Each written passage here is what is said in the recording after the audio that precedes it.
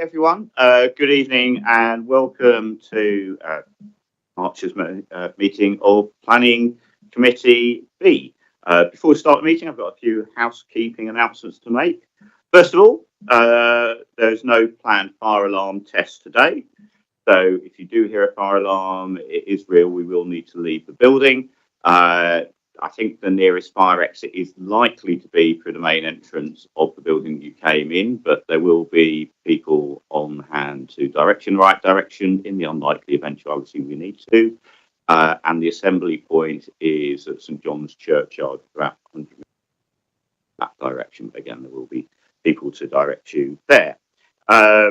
Hopefully you found the local facilities. So if you haven't, there are toilets. If you go through that door and down that corridor and turn to the left, you'll find toilets there. And there are some drinks and food machines in the lobby area where, inside this room, where some of you were waiting before the meeting started. Can I ask that everybody switches their mobile phones to silent in the meeting? Just to let you know that this meeting is being live streamed on the council's YouTube channel. So if you are at any point addressing the committee, please do not disclose any information that you would not want to be in the public domain. Members of the public are welcome to film, audio record, photograph or tweet about the public proceedings of the meeting. If you choose to do so, though, please do be considerate of other people in the meeting room. And if you're taking any pictures or filming, please do keep your cameras pointing towards this top table here so that you're not taking pictures of the audience. During the meeting, members of the committee will not access the internet except as it relates to the official business of this meeting, send or receive emails, text messages or tweets concerning the business of the committee, and that's so that we're ensuring that there's full transparency of what's going on in the meeting.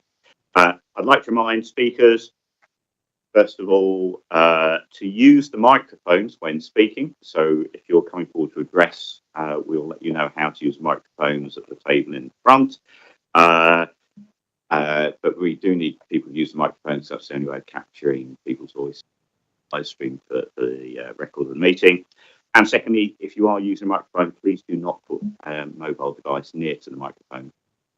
Great interference. Okay, that brings us first item. Apologies for absence. I've received apologies from Councillor Harper and Councillor Hartley, and everybody else is here. I'm going to ask members to first raise their hands and then introduce themselves. So if voting members could indicate. Thank you. So I'm going to start with Councillor. Hi, I'm Councillor Emily Chester, North Bermondsey Ward. Good evening, my name is Councillor.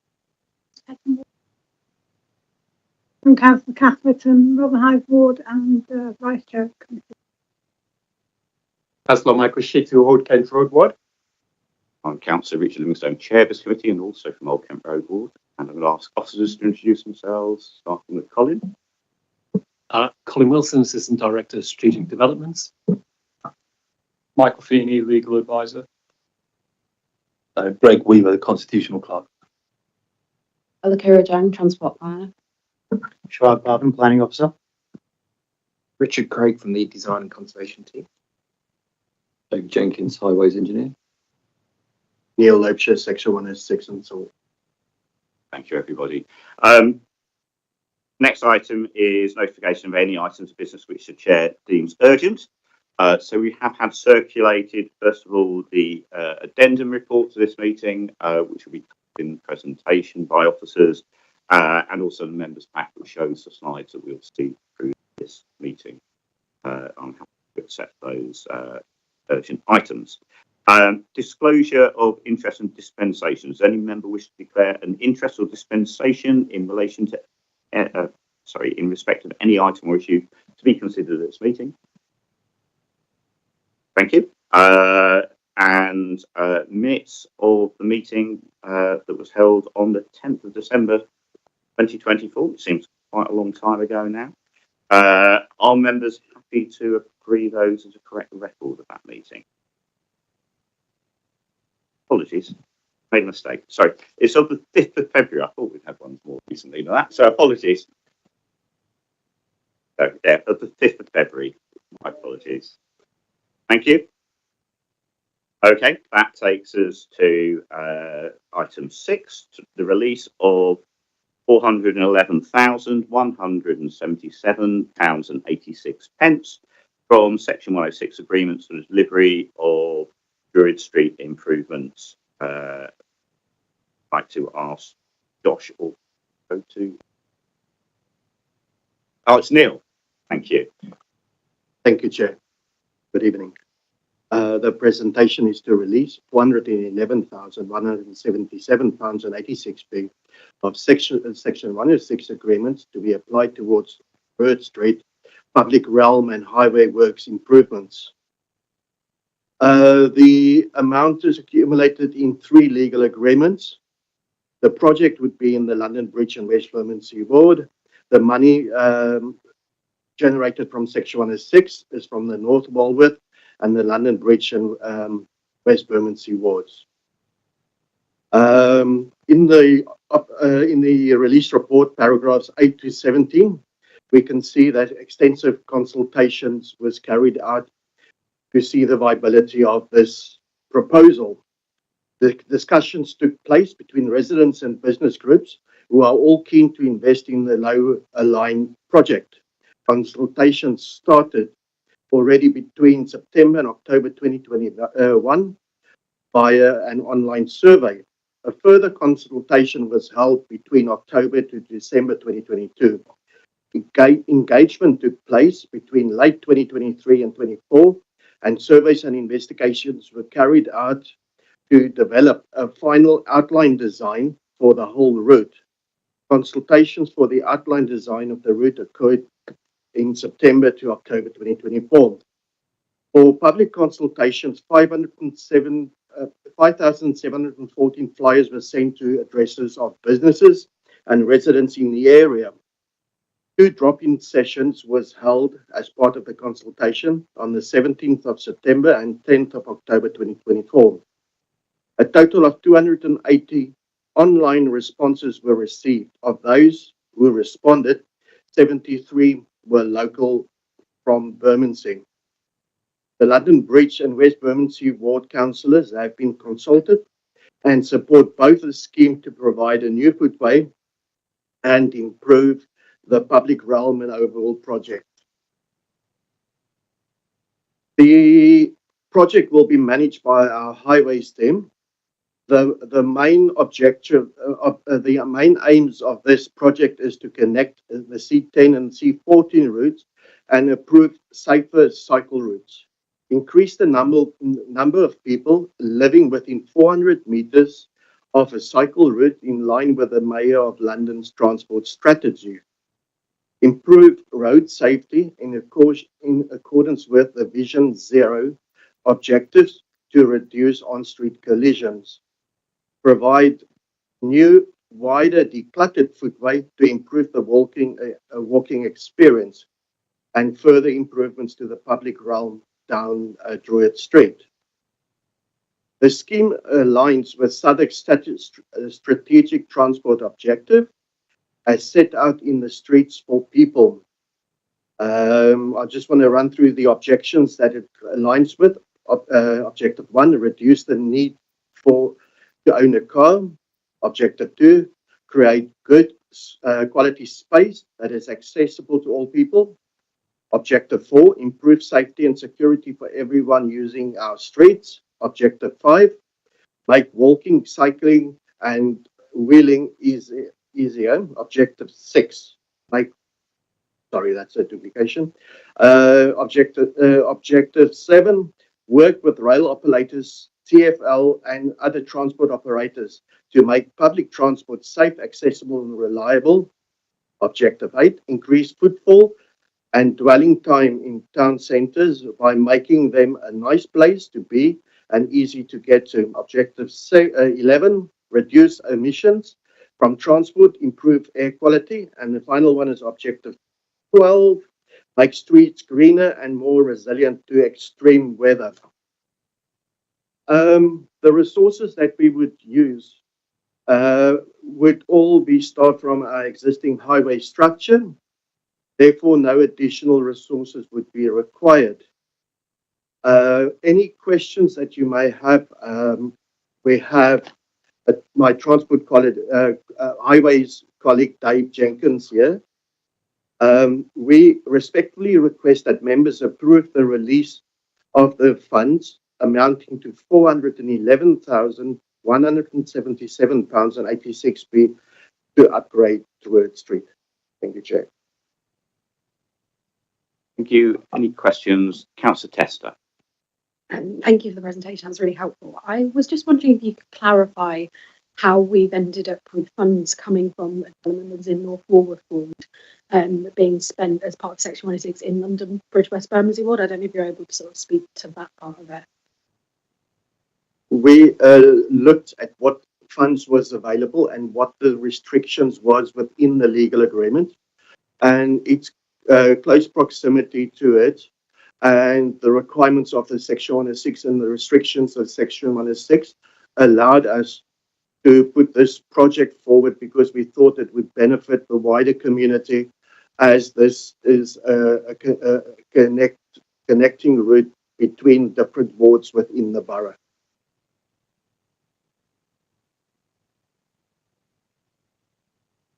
I've got a couple of questions. So, first of all, thank you very much for your presentation. It was useful to hear about the consultation of being with councillors in London Bridge and West Bermondsey Ward. Just having checked the map suggests that the route follows a part of it, the boundary between two different wards. So, not only London Bridge and West Bermondsey, but also South Bermondsey. Have the South Bermondsey councils been?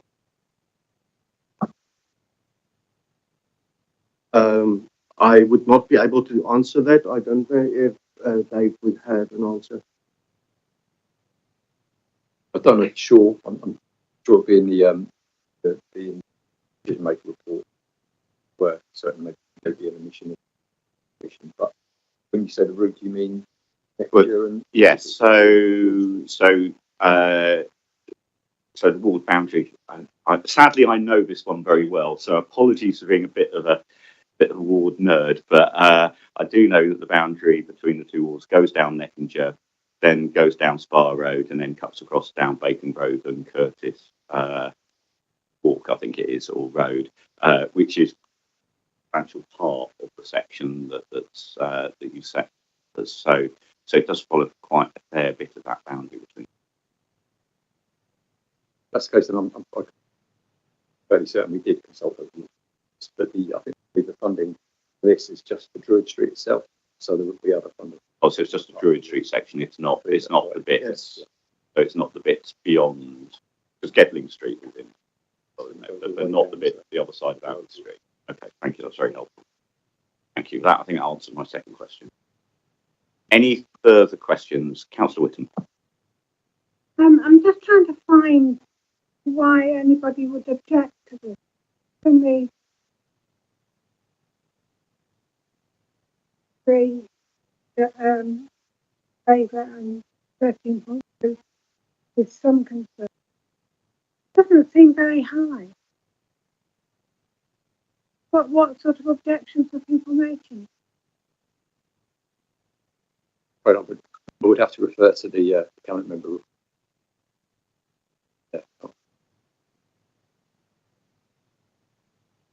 Yeah, I think they are set out in the consultation report.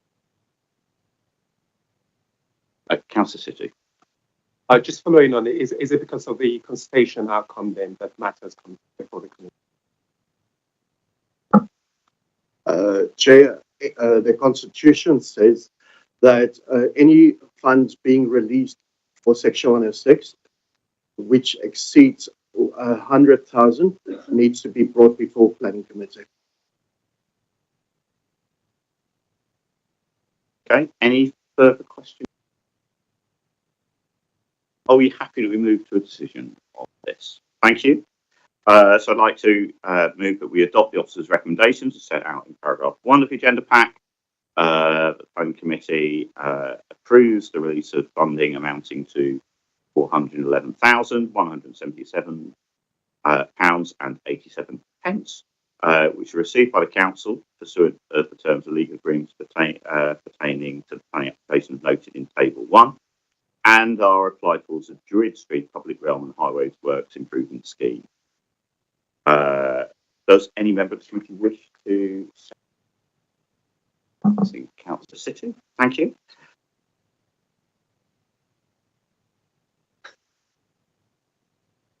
All right, it's a very good point. So my notes say you're right. I apologise. I will correct that. It is £411,177.86. Sorry, I threw an extra penny in there. So apologies for that. I'm more than happy to give that extra penny to the scheme out of my own pocket. Is Councillor Stu, are you still happy to second it on that basis without that penny? Thank you. Thank you. No, thank you for picking that up. It's important we get these things right. Okay, I'm going to ask members how they wish to vote on this. So, Councillor Whittam. For Chair. Councillor City. For Chair. Councillor Soames. Yeah. Councillor Tester. For Chair. And I'm Councillor Richard Livingston. I'm also voting for it, and so that motion is carried. Thank you. That brings us to the development management item on the report. So I'm going to set out so that people know how we deal with these items of business. First of all, officers will present the report outlining their recommendations and answering any questions that are raised by the committee. Then, if present and wishing to speak, the following may then address the committee for no more than 3 minutes each. First of all, a spokesperson representing any objectors to the application. By now, hopefully you've identified who you'd like to speak. If there's more than one of you, just to be aware that you have 3 minutes only, and that time needs to be split between whoever is speaking. Secondly, the applicant or their agent. Thirdly, a spokesperson representing any supporters of the application live within 100 metres of the development site. And fourthly, a ward councillor representing the area affected by the proposal. So that ward member and those nominated to speak on behalf of the rejected supporters and applicants should sit as far forward in this room if they can. That is particularly important for the applicants and their agents, because there may well be points that we need discussion later on in the meeting, so it helps communication. However, it's not an opportunity to take part in the debate of the committee. Each speaker should restrict their comments to the planning aspects of the proposal and should avoid repeating information which is already there in the report. The meeting is not a hearing where participants present evidence that can then be cross-examined by other participants. At the end of each representation, the committee may ask questions of each presenter. If you feel that 3 minutes may not be enough time, please do lead us towards questions which you think might be helpful to ask further questions on. After receiving all the submissions, the committee will debate the application and consider recommendation. This is a council committee meeting, so rather than a full public meeting. So it's open to the public, but there shouldn't be any interruptions from the audience. And finally, I'd like everyone present to know that although this planning committee comprises members from different political parties, we're not politically whipped here in this committee. That means that our decisions are made on what's called a quasi-judicial basis. We have to make our decisions based on the council's planning and policy and based information we receive, and together with application response and any submissions that are made today. If you want to see more on that, how we approach these applications is set out in item 7 on the report. And if members are happy to note that report, we can move on to consider the planning application. Members happy? Thank you. That brings us to the most substantial item of business on today's agenda, which is item 7.1, Southwark Underground Station, the cut London Southwark SE1 8JZ. And I'd like to ask Chirag report. Thank you, Chair. This evening, I will be presenting an application which is seeking planning permission for the redevelopment of the Southwark Underground Station to provide 15-storey purpose-built student accommodation building with ground floor retail and cafe uses and a 9-storey residential building, ground floor community facilities. The proposed scheme also includes cycle parking, refuse storage, servicing improvements, Jones Street, and landscaping works. The application site is located on the junction of Blackfriars Road and the Cut, with the railway viaduct into Waterloo immediately to the north. It straddles Jones Street to the west, backing directly onto the council housing estate and Styles House further to.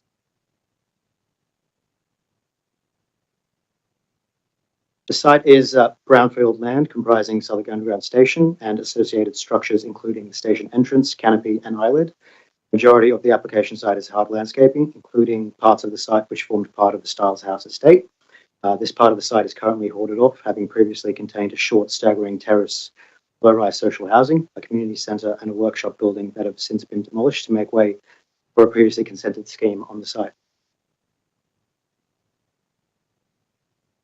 The site is located within a district town centre, tall building area, and business improvement district, and has a PTEL rating of 6B, indicating an excellent level of public transport access.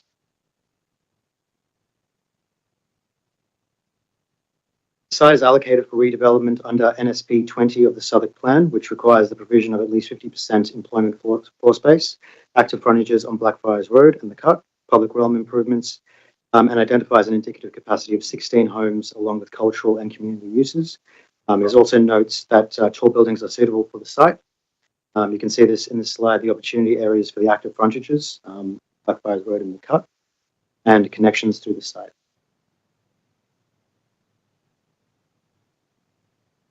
Surrounding area can be categorized as predominantly commercial and residential. However, the scale and massing within the area is mixed with the number of taller structures present in the townscape, especially along Blackfriars Road and the Cut. This includes Palestra to the east, which is a 10-storey office building, which you can see in the image top, as well as Colombo House to the north, which is a 12-storey office building shown in the bottom two images.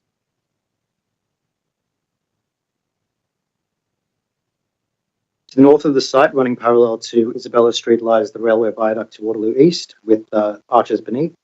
Bars and restaurants occupy the arches west of Jones Street, whilst plant and equipment serving Southwark Station occupy those to the east.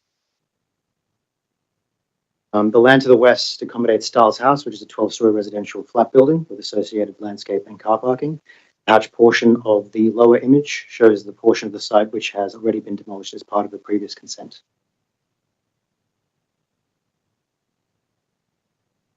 To the south of the site are various services and leisure facilities located along the Cut. These include Tesco, Sainsbury's, a number of cafes, restaurants, and pubs. Southwark College, the Young Vic, the Old Vic, and various services such as hairdressers, barbers, and dry cleaners. These uses are located on the Cut and are within mixed-use buildings of predominantly 3 to 5 stories. In terms of previous planning applications, consent was granted in 2022 on the Southwark Station site for a 17-storey office scheme above the station, which was intended to be built and occupied by TfL. An illustration of the approved scheme is shown in the image on the left. Planning permission was also granted in 2021 on Styles House for the redevelopment of 25 new council homes and a new community hall as part of a 14-storey building and form part of the council's house building program. This is shown on the image on the right. Whilst demolition of the community hall, garages, and 8 studio flats have been completed on the Styles House site, the project was paused as the design could not accommodate a second staircase.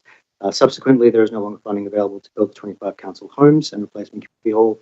TfL post-COVID also no longer have the need for the consented office accommodation, which has meant that neither site has come forward and has or will come forward in the foreseeable future.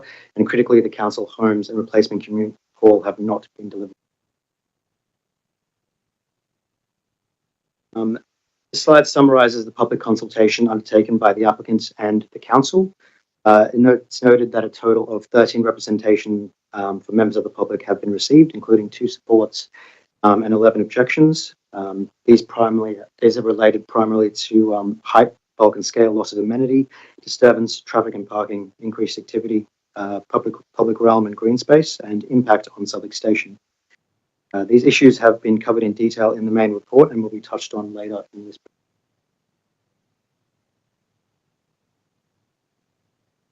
This brings us to the proposed scheme, which involves the construction of a 15-storey purpose-built student accommodation building above and around Southwark Underground Station, which will provide 123 square metres of retail cafe use and 429 student rooms, which will be direct let at market rents. The proposal also includes a 9-storey residential building to the west of Jones Street, which would provide 226 square metres of community facilities and 44 affordable residential homes, all of which will be social rent.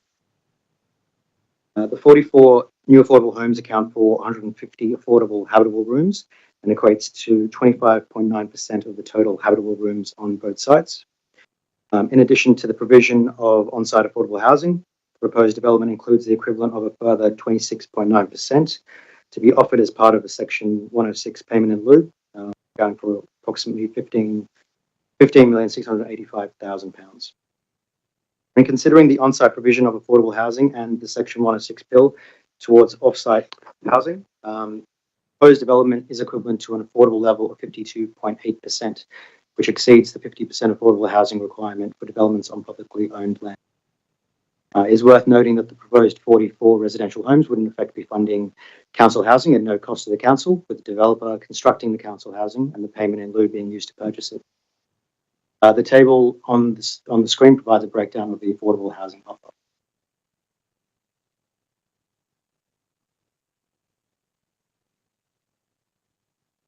Taking a closer look at the ground floors of the proposed buildings, this slide shows the location of various uses across the two buildings, noting the retention of Southwark Underground Station and the entrance, and the provision of retail cafe uses in the PBSA building, fronting the Cut and Blackfriars Road, as well as the location of refuse storage and cycle parking for each building, and the community facilities located within the residential building.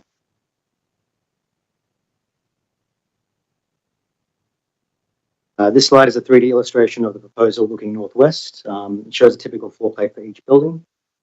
You have the student rooms on the right and the residential homes on the left.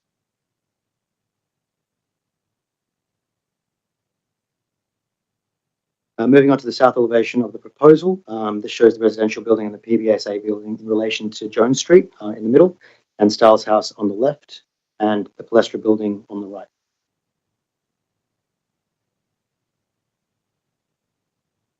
To the east elevation of the proposal, this shows the entrance to the Southwark Underground Station in relation to the 4 to 5 story terrace buildings located along Blackfriars Road, which are shown on the left.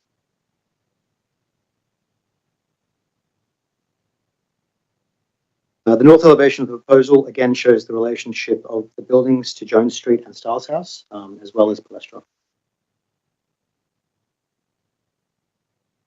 The long section of the proposal showing this shows the basement levels of the PBSA building, Southwark Station entrance and ticket hall, and rooftop plant levels for each building.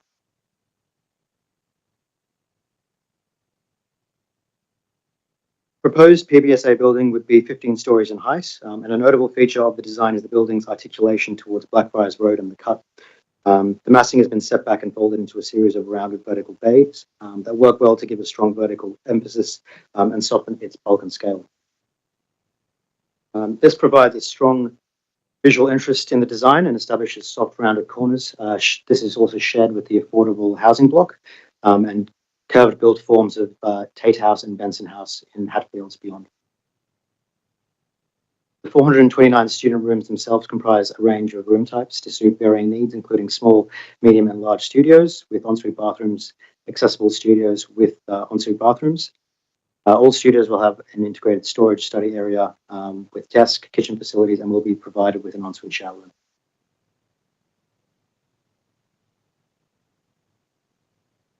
All students would have access to a dedicated double-height indoor amenity space throughout the PBSA building, with main spaces accessed on every other floor and smaller mezzanine spaces located on alternate floors. The main spaces shown in the slides are indicative and are intended to provide students with dining, gymnasium, wellness facilities, event spaces, or social spaces, while the smaller mezzanine areas would provide functional facilities such as laundry. A total of 602 square metres of indoor communal amenity space will be provided for access to students, in addition to a rooftop garden for outdoor amenities.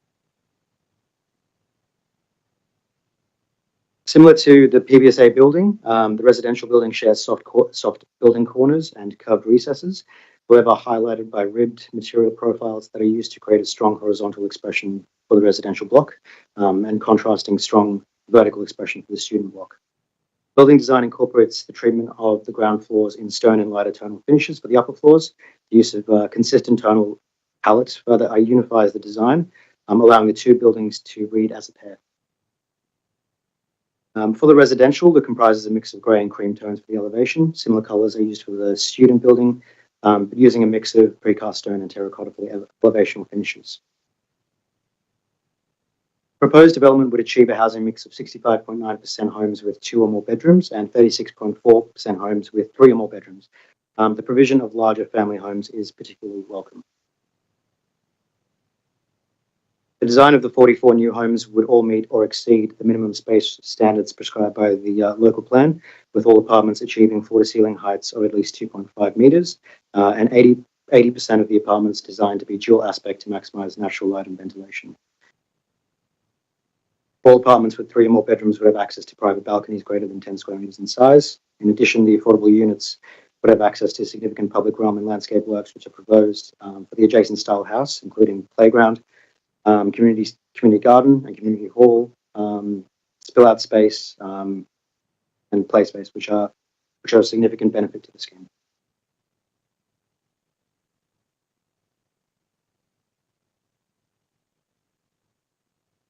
Regarding the local townscape, the scheme makes a positive contribution to the street scene. The development provides two attractively designed buildings that would add a strong sense of place to the townscape. In particular, the PBSA building works well to fit the street corner and complete the urban block with engaging architecture. It would bring a landmark quality to the site and a much needed legibility to Southwark Station, which presently appears underwhelming within its urban context. This is illustrated in the views shown on the screen, eastwards along the cut, which is shown in the top 2 images, and northwards along Blackfriars Road, shown in the bottom 2 images.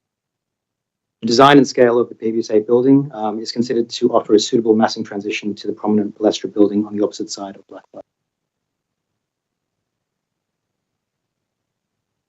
The site does not contain any heritage assets. However, officers are aware that the Southwark Underground Station is currently being assessed by Historic England for statutory listing. Overall, the proposed works of the station are limited in scope and will be carried out as sensitively as possible, as would have been required as part of the originally approved OSD scheme that the station was designed to accommodate from the outset. Furthermore, it is notable that should the station become listed, the works would be subject of a separate listed building consent application. Historic England would also be consulted as part of this process, allowing their consideration of direct heritage impacts of the alterations. This slide shows the various components of the station and the original fabric, including the ticket hall and islet.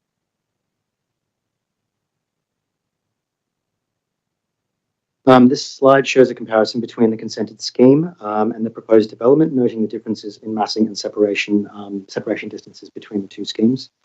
In terms of daylight and sunlight, there would be a significant impact on the number of windows on adjoining properties, primarily those of 1 to 48 Styles House, number 1, The Cut, number 3 to 11, The Cut, Roland Hill House, and number 77, Blackfriars Road. The applicant has undertaken a 3-stage assessment looking at the impact of the current proposal, taking out balconies, comparing the current proposal against the previously consented office-led scheme. Overall, the impacts equate to approximately 31% of windows assessed, which would fail to meet the BRE recommendations for vertical sky component, and approximately 11% of rooms assessed not meeting the guidance for no sky limit. When interpreting the daylight loss, officers have taken into account the existing undeveloped nature of the site, as well as its location within a medium-high scale mixed use and commercial environment within central London.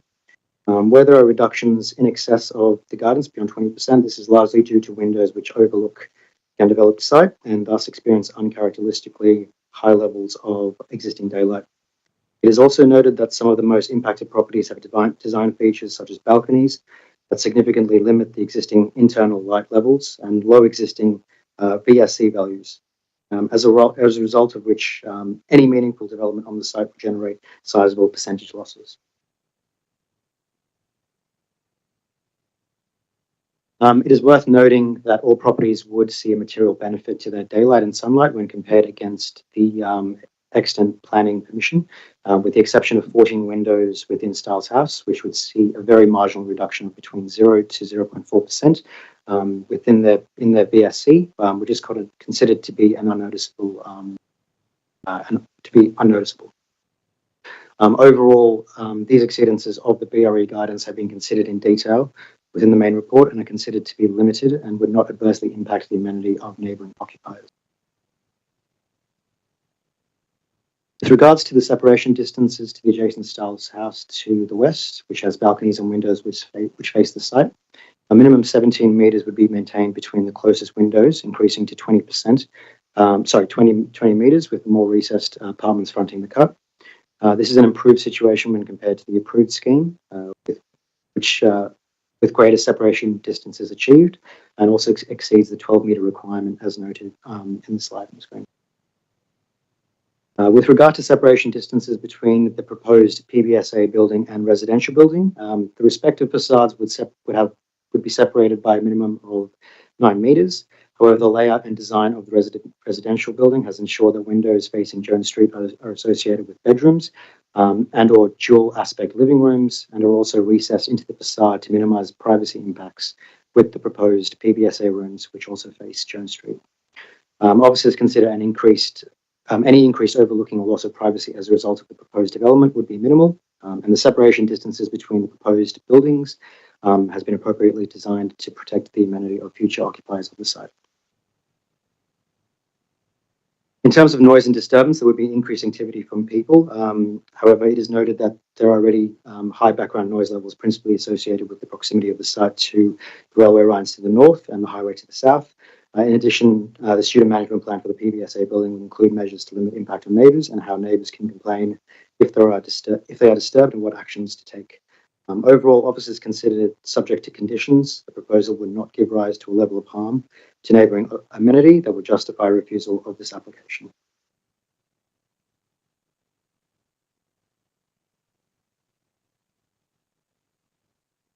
Proposed development includes a range of public realm amenity improvement works designed to enhance the overall aesthetic and functionality of the site.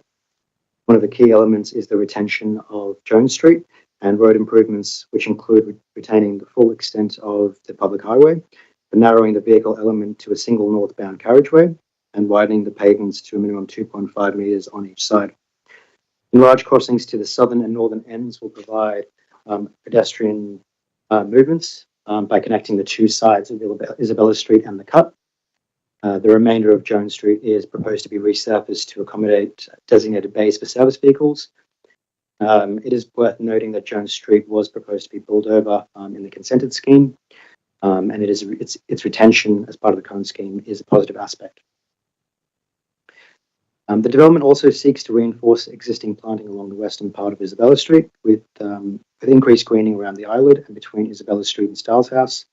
In addition, soft landscaping is introduced into the eastern part of Isabella Street with a new planter running the length of the PBSA building to improve urban greening. In addition to the on-site landscaping, new gardens and pathways are proposed within the southern two-thirds of the space between Styles House and the new residential building. This will provide an opportunity for spill-out space for the community facility.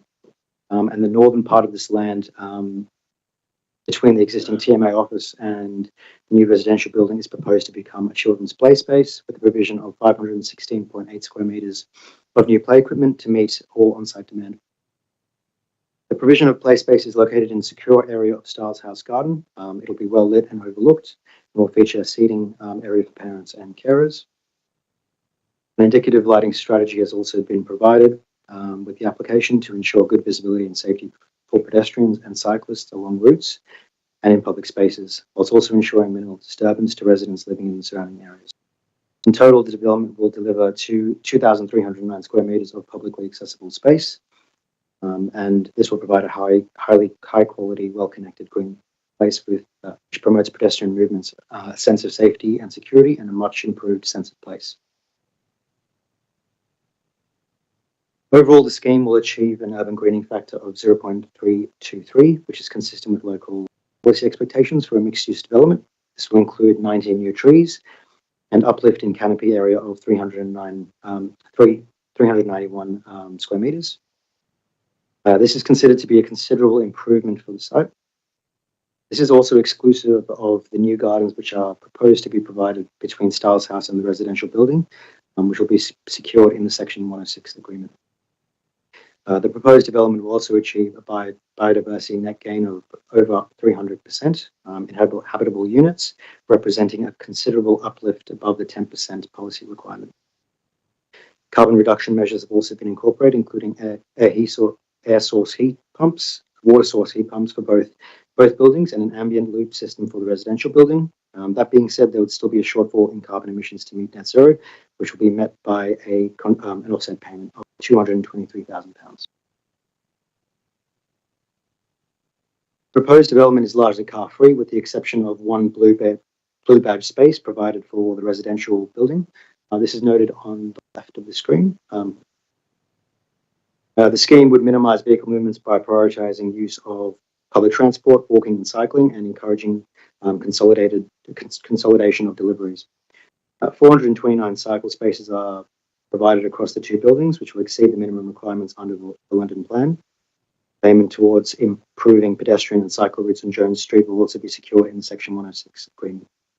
These works will contribute to creating better permeability for pedestrians and cyclists accessing the development from the Cut and Isabella Street. Of note is that the proposed development will result in a net reduction in overall trips generated in comparison to the consented office scheme. It is noted that a bus stop accessibility audit was undertaken during the course of the application. And as a result, a payment was requested from TfL for bus infrastructure improvements, which will be secured in the Section 106 agreement. Overall, the proposed development will offer an improvement in terms of public transport trips, and therefore it is considered that the public transport network surrounding the site is sufficient to accommodate the demand generated by the proposed development. With regard to waste, sufficient waste storage areas for recycling, residual and food waste have been accommodated in each building, with sufficient drag distances and access arrangements via Jones Street. This is shown in the image on the screen. Overall, the increased activity associated with the development is not considered to give rise to any adverse impacts on the surrounding area, which would justify refusal of the application. In summary, the proposed scheme provides 25.9% social rented affordable housing on the site, with a further 26.9% being provided by way of Section 106 Blue, which would achieve a total affordability level of 52.8%. Further, Section 106 contributions would be secured towards securing the community facility, carbon offset, training and apprenticeships, bus service improvements, cycle hire docking stations, improvement works to Jones Street, car club and cycle club membership, provision of a community centre and play space totalling approximately £16.3 million. In addition, development would sit comfortably in the central activity zone and townscape and not cause harm to adjoining heritage assets or the streetscape.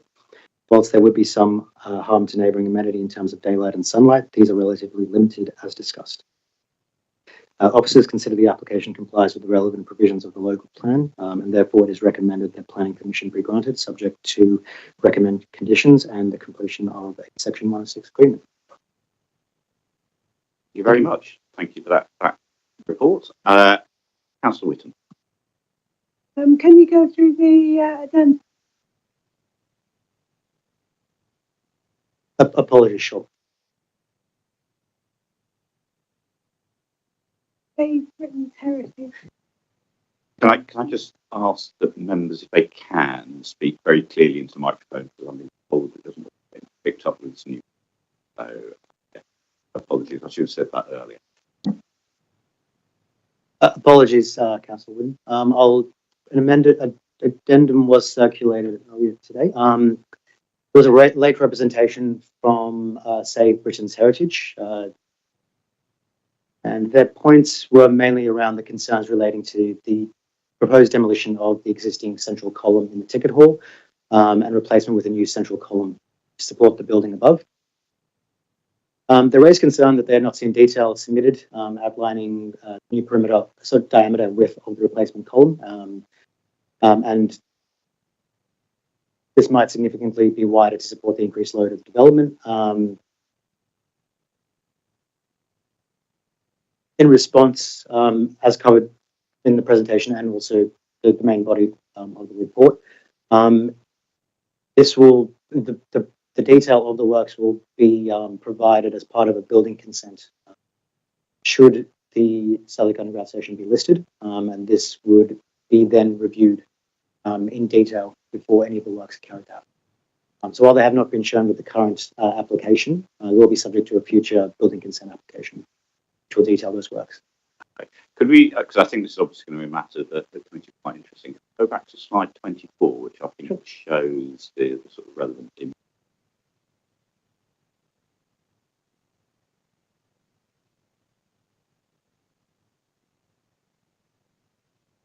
So it's that top left picture, isn't it? So it's that column in the middle of the. That's correct. The central picture column. that we're the issue. What's that supporting at the moment? It's not. Presumably, it's the pillars on the sort of periphery of the area that carry the weight. It helps to support the dome roof. It runs through to the lantern, which is the drum on top, which is the thing you see when you look at Google Earth, the image on page 3, I think it was. And it runs up to that. I understand. Do we think there's going to be options available there? Because obviously that bit of roof itself isn't being built on it. It's sort of because back a bit on. Maybe other options into cantilever. I mean, there could be. I mean, there are 5 structural columns supporting the station at the moment. We would work with the applicant should it be listed. Obviously, it isn't. We would work with them to see what those options are and to try and keep it as slender as possible if it needs to be replaced. Don't know at this stage. I don't know how the Mints Committee feel about this, but obviously the station itself is a very well designed tube station, which you can't say about all of them. And it would be a shame to compromise the design of the ticket hall. So I know what you're saying about the listing, but is there anything that we can do in terms of our conditions to ensure that that this is treated sensitively in terms of how that work is carried at this stage? I mean, yes. I mean, if the applicant was happy to have a condition on that, a detail of that to be submitted to us, irrespective of whether the bill is listed, that's something that we could. That would at least give us a chance to do that. I mean, obviously, as Chirag said, it is listed, and scheme is yet to start, then it would require listed building consent. But if the applicant was willing to have a condition on to look at that, then I'm sure that would perhaps that would give the comfort. Pick that up later in the meeting with the applicant. Oh, thank you. Councillor Tester. Sorry, I've got a question about the affordable housing. So I sort of see in the table we've got 25.9% social rent on site, and then the payment in lieu of 26.9. So I'm just checking that I heard you correctly, that would be then paying for the affordable housing that's being provided on site. That's kind of, that payment in lieu is covering it. But obviously there's a slightly larger payment in lieu than there is on site provision. So is there something about that being spent locally within the area, or? Sure. Our understanding is that the payment in lieu would cover the affordable housing. So it has been calculated at £100,000 per affordable, per habitable room. Sorry, and that accounts for the 56 million. And can that council test it? So the sometimes you have things at committee where there's been a payment in lieu and we're not entirely sure where that would be spent. In this instance, it's going to be spent. So that will be the nature of the transaction. Sorry, just to sort of add on that. So obviously, just to kind of clarify that, the two percentages don't line up. So the payment in lieu is larger than the percentage of affordable housing. Is it just that my maths is getting that wrong and it's not working in my head, or is it? I think there might be two different right? Okay. figures. Okay, that's so fine. So my understanding is that obviously our policy in terms of level of social housing needs to be on site is a minimum of 25% overall. Obviously, this is public land, therefore it needs to be 50% affordable housing, and so the in-lieu payment is to cover the gap between that. But of course, landlord is providing social housing; they're not providing it for free. They're expecting a registered social landlord purchase. So effectively, the in-lieu payment is enabling council to carry out that purchase for these units, as I understand it. Is that interpretation? That's fine. And then I have a slight follow-up also related to that. And do you know if the kind of council, particularly the council's housing team, have been involved with the design of the block with the intention, obviously, if the council is going to be the landlord? And that'd be useful. I'm sure I could ask the applicant that as well. Yeah, sure. I think this slide shows the consultation which is undertaken with the TMO. Sorry, was that? Yeah, and to confirm, yes. So from an early stage, I've been sort of cones involved with the design, with the applicants. That's in on that entire process. As I understand it, and again, officers may correct me if I've got this wrong, I think the intention is it would be Styles House TMO that manages the homes. So, this is council housing, but it would be for the local TMO to manage it as council housing, I think is the intention. We'll welcome, as long as the TMO is happy with that. Any further questions?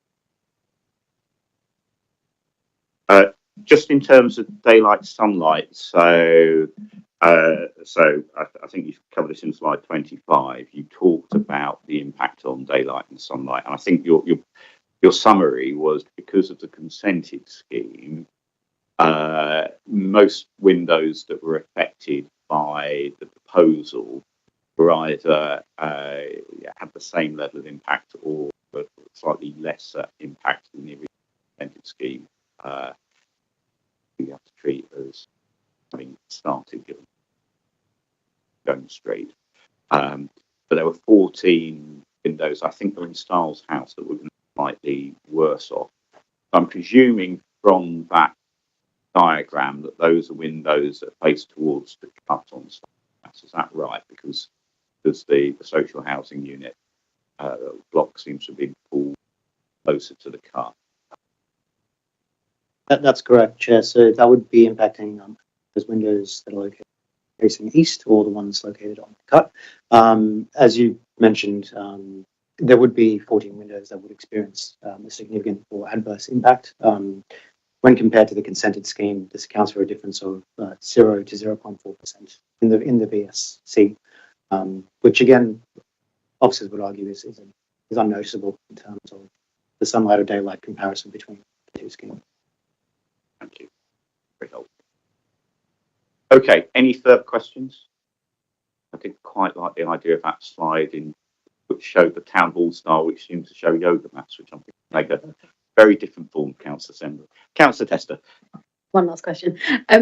So going back onto the Southwark station itself and the potential that it could be listed, if that were to happen, are there sort of mechanisms in place to ensure that the council house scheme will still be built, even if the student accommodation bit gets delayed by like listing building consents being needed and things like that?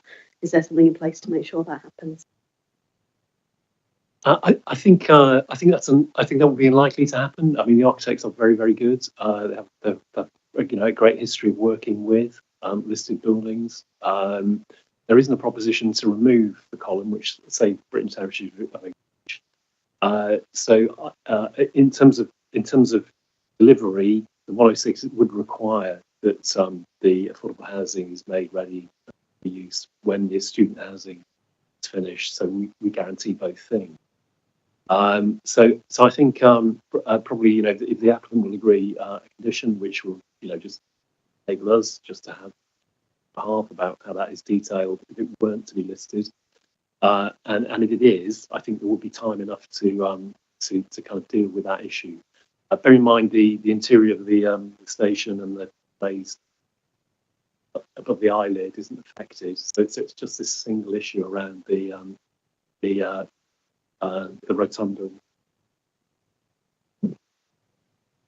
Thank you. Any further questions?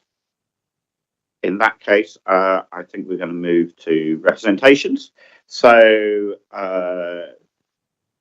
just to remind, so we're going to ask first if there are any objectors that we see on the application. Anyone in the meeting that we should be in objection to the application? No? Thank you. In that case, we'll ask the applicant's agent to come. So if you come to the table at the front, thank you. Just press the button and the light should turn red and you'll be able to speak. We'll ask you to introduce yourselves and I'll give you 3 minutes to speak. I'm James Owens here on behalf.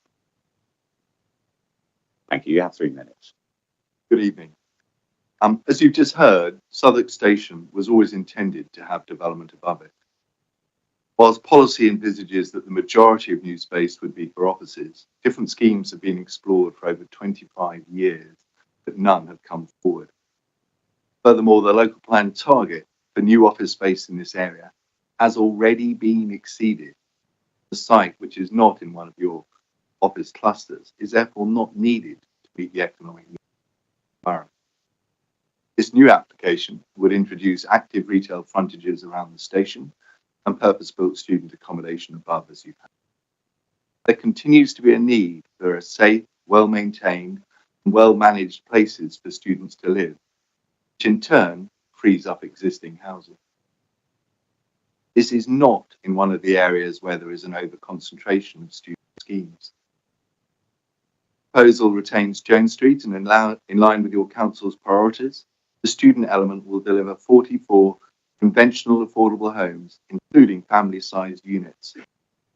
With a total of 150 habitable rooms, there is nearly 3 times the amount of affordable housing than would have been delivered with the council's extant permission.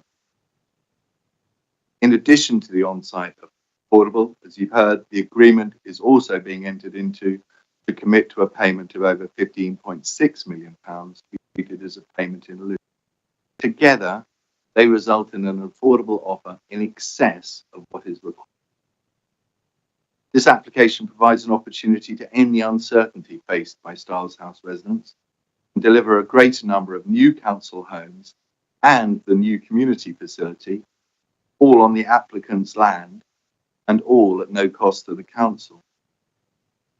This in turn enables the Styles House development plots to become communal gardens for the benefit of existing and future residents. It's going to be a good-looking scheme, with both buildings designed by award-winning architects AHMM, using good quality materials and new landscaping with substantial greening, including planting along the low line and new trees along the cut. The buildings themselves will be highly efficient, including targeting a BREEAM Outstanding rating. It's a scheme our whole design team is immensely proud of, and it will enhance this important part of your borough. Overall, this is a good news story, and one we really hope that you will all want to support in line with your recommendation for approval. Thank you. I would just say that at the discretion of the chair, I and technical members of the team would be happy to answer the plethora of questions it seems that are going to be coming. Very much, that's very helpful. And thank you for that presentation. Members of the committee. Okay, I'm going to start whilst other members are getting ready. So you've heard me ask the question earlier about the ticket hall, and the suggestion was made that we might include a condition about the design of the ticket hall, just to see whether that's something that you'd be happy to have included, so that you work with our officers with that to make sure we're getting that right. The short answer is yes. May I give you a longer one? Because Yeah, no, absolutely. It was always intended that there was going to be a structural column there. Of that, there is no doubt. from all the investigations we've done, there are substantial piles directly underneath it. It's not a substantial load-bearing column at the moment. It's really a bit of a placemaker, knowing that it was going to come. For the permitted scheme and for the original design scheme, it was intended to take load there. We will, I want to be absolutely clear so nobody's misled by this, we will have to take load through there. There is no prospect of a transfer structure putting additional load onto the other piles. However, the whole design of this scheme recognised the architectural importance of this station from the beginning. There is very little intervention at all within those parts of the station that might be listed. We don't know whether it'll be listed yet. But you might be surprised to hear that one half of the joint applicant supported and recommended that it is listed to historic. So we're not fighting that. And indeed, the work that we've done with your design officer throughout has assumed that it is, so that should it be in the future, then such an application would be acceptable. Yes, the column will need to be replaced with a full load-bearing column, but the indications we've got at the moment is the difference will be almost imperceptible, probably 2 inches long, but it will have to be load-bearing. Don't want anyone thinking otherwise, but very happy to have a condition which requires us to come in and seek approval. Indeed, we've got to apply for listed building consent, should it be listed. We'd already have done so had it been, but aren't until it is. Or if. That's very helpful. I think that context is. Any further questions to the applicant? Very, very passive committee today. I am surprised. But we may have some further questions later. But thank you very much for coming to speak to us. But you may have further questions later on. But I'll allow you to return to public seating over the moment. Thank you. Are there any supporters of the scheme that live within 100 metres of the development site that wish to come forward? Not seeing any. That brings us to Ward Councillor. I can see Councillor Chamberlain here. So I will allow you to introduce yourself, just for the record, and then I'll give you 3 minutes to speak. Thank you, Chair. I'm Councillor Victor Chamberlain from Borough and Bankside. 3 minutes. Thank you, Chair. So, as one of the 3 councillors for Borough and Bankside, I welcome the much needed 44 new council homes and the space in the scheme. For too long, our ward has seen a decline in council housing. Indeed, there are now fewer homes, council homes in Borough and Bankside than in 2010.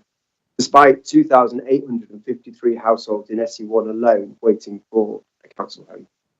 This development is an important step towards addressing that need, and I want to acknowledge that Styles House residents have broadly supported the proposals, and that they have worked diligently over a number of years on co-designing the site to make sure that it could deliver more genuinely affordable homes. Crucially, I understand that these new homes will be taken into the housing revenue account and rented at council rent levels, which is absolutely right. It would be helpful, Chair, if you could ensure that the Section 106 does guarantee that these homes will be managed by the existing tenant management organisation at Styles House, because I know they do support that, and ensuring that residents continue to have control over their housing and the estate. That said, it is disappointing that despite promises from the council, there was not greater engagement with the wider community throughout the design and progression of the scheme. While there has been consultation with Styles House TMO, outreach to neighbouring residents, including Nelson Square and beyond, has been inadequate. A development of this scale requires more than just tick box consultation. The Section 106 agreement must also ensure that commitments are made in the offered documents which residents voted on in the ballot at Styles House are honoured and fully complied with by the council. Styles House residents have raised specific concerns about the entrance of the block. They would like to see a central gate onto the cut, and I would ask that there's a management plan put in place to regularly review whether or not how the entrance is working once it's in operation. Beyond this development, a wider issue remains. A wider issue remains, which is the rapid increase in student accommodation in Borough and Bankside ward. We recognise the assessed need for student housing across our borough, but why is so much of it being concentrated in Borough and Bankside ward? This scheme, combined with proposals for nearby Bankside House and others that are in the pipeline, would bring over 2,500 students into our area in the coming years. Yet the council has failed to engage residents on what this means for our neighbourhood or how that will be managed. Residents already struggle to access GP surgeries, dental appointments and other essential services, which are stretched beyond capacity. Many have voiced real concerns that an influx of students will make it even harder for local people to get the healthcare and support they need. There is no clear strategy from the council on how it intends to expand or adapt local infrastructure to cope with such a large increase in student population. Similar pressures exist around public spaces and transport. I'm sure you can understand them. I urge the committee to ensure that these concerns are properly addressed. The delivery of council homes is a very positive step, but it must be matched by that genuine community engagement and responsible planning that supports a wider community. That's your 3 minutes. Thank you very much. Any questions for Councillor Chamberlain? Councillor Whittam. Can you put up slide 14? Victor, can you just explain what you mean by the entrance? Thank you, Councillor Whittam. So my understanding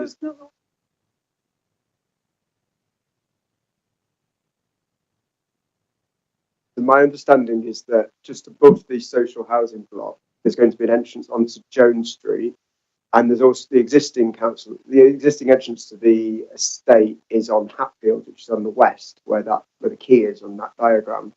What residents have suggested is that they would like to see an entrance actually on the cut in the centre of the estate to actually help, merge those two blocks into one community. There's a feeling perhaps that, if you've got separate entrances, that the two blocks might not actually mesh. So it's more about that, trying to create cohesion, and also, the way that sort of, deliveries and etc. are sort of managed. Could see that. I think you're right. There are some concerns about whether or not Jones Street is appropriate for that sort of through traffic. That's my understanding. So where are you thinking of putting another entrance? To the right of the trees? I think that's. I'm speaking from what I understand. Residents one that they've asked whether or not it would be possible to get an entrance on the cut. So I think where the chair's indicating. Oh.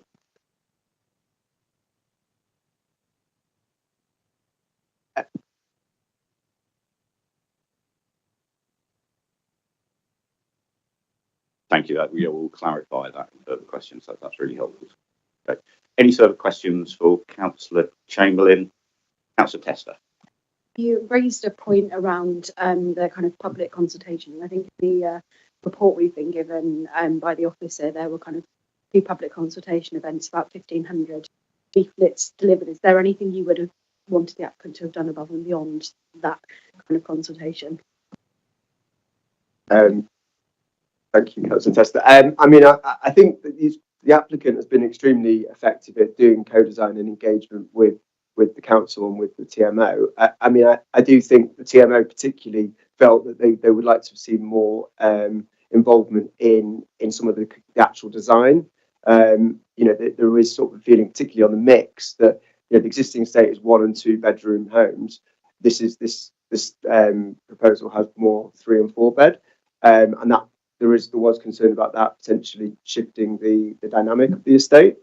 I think, but saying that there has been long term and successive engagement with the TMO. I think the wider community has maybe not engaged in this as much. Particularly the Nelson Square developments, which are just across the way, and they're going to get the height and the impact of this. I think probably more sort of direct door-to-door engagement would have been appropriate, particularly in sort of like Rowland Hill, Vaughan houses, where they will directly see that directly across Blackfriars Road, and would be able to sort of see this and I say be impacted on a daily basis. I think, unfortunately, a bit like most engagements in Southwark, this is just a bit of a tick box. A couple of, there's an event put on, and people turn up or they don't. But it's not actually going out and trying to engage people in what they'd like to see from this site. Councillor Whittam. Talking about allocation of the 44 units, what sort of local recognition?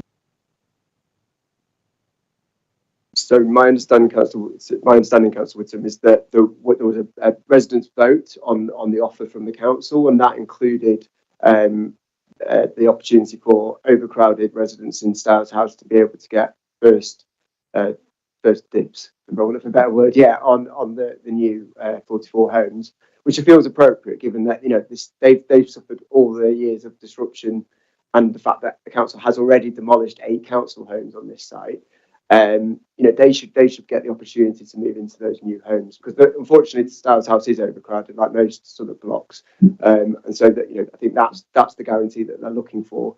And I'm not sure that when I last asked that question of the council, it was still being determined by the cabinet member. I think it would be very helpful if the planning committee guaranteed that offer that residents voted on is the one that's honoured by the council. That seems the only decent way to go about that. Yes, Councillor Whittam. So would you put a percentage on that? 50% for 75 or 100? Good question. I'm probably not qualified to answer that question. I would say that any residents at Styles House that want to move in that qualify, I think ought to be the ones that are prioritised. So I don't know quite how you quantify that, but that should be the principle. That I think, and that's my understanding that was what the council had suggested would be the case if the site was redeveloped. Can I just check something? So you were saying that there was a concern in Styles House that some of the units that were social housing were very larger units, such as 3 bedrooms. You also said there were some people in presumably some of the 2-bedroom places, though, that are overcrowded. So just presumably you need 3 bedrooms. So just to understand that point. I do support the mix of affordable housing. I think it's good that we have a more mix. I know there's a chronic need for family-sized housing as well in our social housing waiting list. So I think it is probably appropriate. I think it was a concern that was raised by some residents because of the nature of the fact that the existing estate is predominantly 1 and 2 bed. But even then, you still do have families and people in overcrowded situations in the existing block. But I think it's, as well as particularly if you talk that aspect of community cohesion is embraced. I think the new estate or this block will be embraced as part of that whole estate, because I think it'll be good quality housing that's being proposed. Thank you. That's very helpful. Any further questions for Councillor Chamberlain? In that case, thank you very much for coming to talk to us. It's very useful to always get ward councillors' perspectives, so thank you. May return to the public seating area. Right, arising from that, any further questions for officers from any of those presentations we've had? Councillor Whittam. Do the applicants know whether there is a proposed entrance on the cut? I'm seeing the applicant nodding. Do you want to come forwards? Because it might be that we can get it from you as the applicant. I can't. Very quickly, it's already in the proposal. If you choose to grant planning permission, there's an entrance directly off the cut as requested by the. We've actually taken on board a lot of comments. That was one of them. Part of the landscaping proposal. Can see on the diagram kind of the path leading down. So that's the proposed location they asked for. Thank you. I return to the public seating area. Thank you. Councillor Soames. Thank you, Chair. Just following up from Councillor Chamberlain comments referring to the local council community services area. How much work has an audit been carried out on? Because obviously all those students have to be registered with GPs and have you. I mean, how much work has to be? ask Colin to come in, because I know he's been looking at the student Yeah. because there are. Please.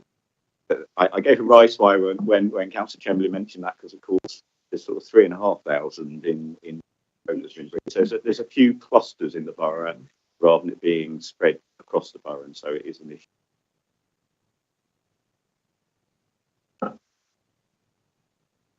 It's a very valid point. Yes, so we are continually monitoring delivery against plan. So in a plan-led review world, so we've been mapping and counting the student homes, what kind of student that is. In this case, direct let. Councillor Chamberlain talked about the LSE scheme, which is a totally nomination scheme, which means it'll be managed by the LSE. In that instance, the LSE provide GP services and health services for their students, so that they're not dependent on existing services. With something like this, where it is direct let, then yes, probably students might GPs. So we are in. We have a series of regular meetings with NHS about providing health provision throughout the borough, including in the offices. And we are in the process of discussing with them the opportunities to increase and enhance GP provision and NHS provision. And that's identifying sites, some of which we own, where we're to in health hubs, building H1 down in Elton. There's another building we own, road where we're at with a developer, Western Homes. And it's not just the students; it's also where we have housing. We do still have some housing coming forward in the borough. So that is something that we and the public health team and the NHS guys are in regular contact with and in discussion about. And varies, as I say, LSE have got a different because of the but we're very aware of that, as Jamie quite rightly said. And obviously partly funding that, SIL monies, infrastructure levy money, and in some instances 106 monies go towards that as well. Thank you. I wanted to, so there were two particular points which I might need some legal advice or advice on the things that came out in Councillor Chamberlain's presentation to us. One was about what we might be able to do around including the TMO building, and two, about the local letting scheme. So normally I'm not sure those would be planning issues, but just officers' advice on those matters, because they do seem important if there was anything. Yeah, I mean, certainly coming in from the housing planning side, the local letting policy it is a policy set by housing directorate. So in terms of how that functions, that's a policy set outside of planning. Nonetheless, I think knowing the history of this site and the discussions that have been had with PMO, stated by Councillor Chamberlain, I think the intention has always been to honour the arrangement in terms of moving people from overcrowded accommodation into new accommodation, and hence the discussions about the larger units within the. So that's been a critical part of the code design. It's not something that we're suggesting needs to be secured in Section 106, and it's not something that we usually put in Section 106 because it's part of a housing management function rather than a planning function. But you know, all the conversations have been about on that agreement, and indeed, you know, this whole process of looking at something was largely generated about frustration not being able to deliver at all. So you know, and having additional housing means that the benefits, as James set out, I think, you know, further enhanced. So I appreciate where Councillor Chambers is coming from, but it's not something we usually put a planning Section 106 agreement, there is already commitment from the housing department to honour the first dibs approach, if you like, and also I think, and also that the TMO, should they choose to want to manage this part of the estate as well, that would also be part of the separate arrangement transaction with our housing department as the properties are transferred over to us once the thing's been. So I appreciate about putting it in Section 106, but I don't think it's necessary to put it in Section 106. Really been very much driven by the TMO, local ward councillors, and the motivation is very much to deliver what everyone was promised 2 or 3 years ago, after many years of design and joint effort.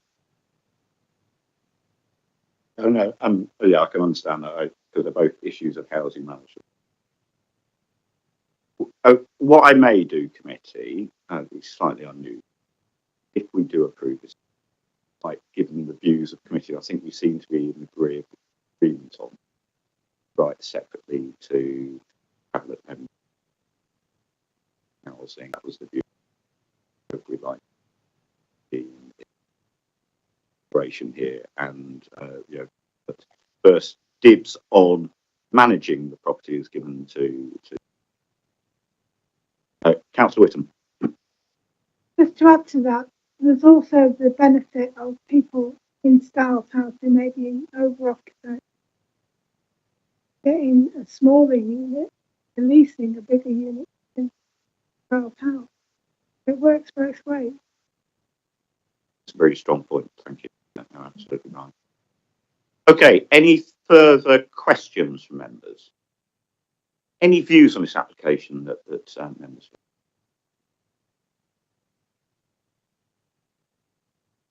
Move straight to a vote. Thank you very much.